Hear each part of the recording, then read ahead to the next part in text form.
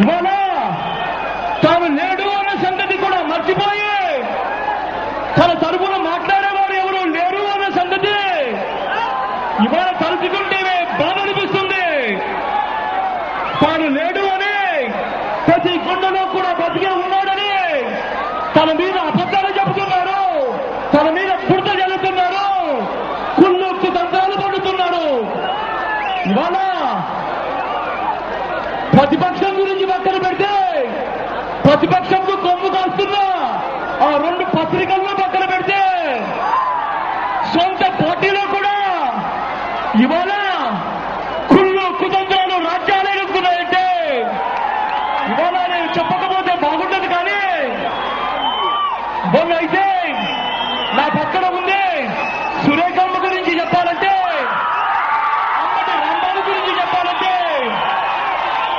ఇవాళ శ్రీధర్ గురించి చెప్పాలన్నా, చెవిరెడ్డి భాస్కర్ గురించి చెప్పాలన్నా, డిసిసి అధ్యక్షుడు గోపాల్ రెడ్డి గురించి చెప్పాలన్నా, ఇవాళ వాళ్ళందరూ కూడా చేసిన తప్పేమిటి అని అడుగుతున్నా నేను. వాళ్ళంతా కూడా పాదయాత్రలో నాన్నతో పాటు 1500 కిలోమీటర్ల నడకలో కాలుతో కాలేసి అడుగులో అడుగేసి చెయ్యిలో చెయ్యేసి నడిచిన వారే పార్టీ కోసము కష్టపడిన వాళ్ళే. ఇవాళ నన్ను ఒంటరిని చేయడానికని నన్ను నమ్ముకున్న వాళ్ళను దివంగత నేత ప్రీతమ నాయకుడు రాజశేఖర రెడ్డి గారిపై విపరీతమైన ప్రేమ ఉన్న వాళ్ళను ఒక పద్ధతి ప్రకారము పార్టీ నుంచి పంపించే కార్యక్రమాలు చేస్తున్నారు. ఒక పద్ధతి ప్రకారము పార్టీలో ఉన్న నరక యాతన పెడుతున్నారు అనంటే ఇవాళ మీరే చెప్పండి, ఇది న్యాయమేనా అని అడుగుతున్నా నేను, ఇది ధర్మమేనా అని అడుగుతున్నా నేను. ఇవాళ ఎన్ని కుళ్ళులు, ఎన్ని కుతంత్రాలు, ఎన్ని పన్నాగాలు పడినా కూడా ఇవాళ నేను మీ ముందర చిరునవ్వుతూ ఉన్నాను అనంటే నేను గర్వంగా చెప్తున్నాను. ఇవాళ అది కేవలం మీ ప్రేమ, మీ ఆప్యాయతల వల్లే అని చెప్పి.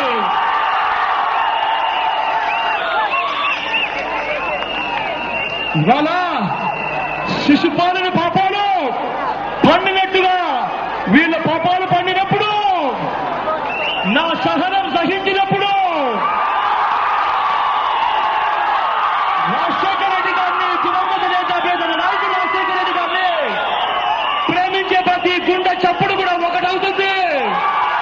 ఆ ఒకటైనప్పుడు ఒక ఉప్పెన పుడుతుంది. ఆ ఉప్పెనలో కొట్టుకొని పోతారు అంతా కూడా. ఈ ప్రేమ, ఈ ఆప్యాయతలు, ఈ ఆదరణ, ఈ అభిమానానికి ఎన్ని జన్మలెత్తినా కూడా ఈ రుణాన్ని తీర్చుకోవాలని మరొక్కసారి పేరు పేరుగా చెప్తున్నారు. ఈ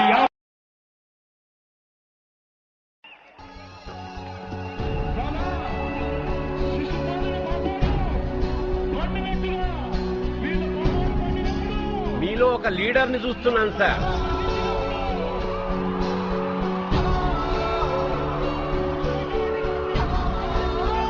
ఎన్నాళ్ళకి మన దేశం ఒక లీడర్ని చూస్తాం సార్.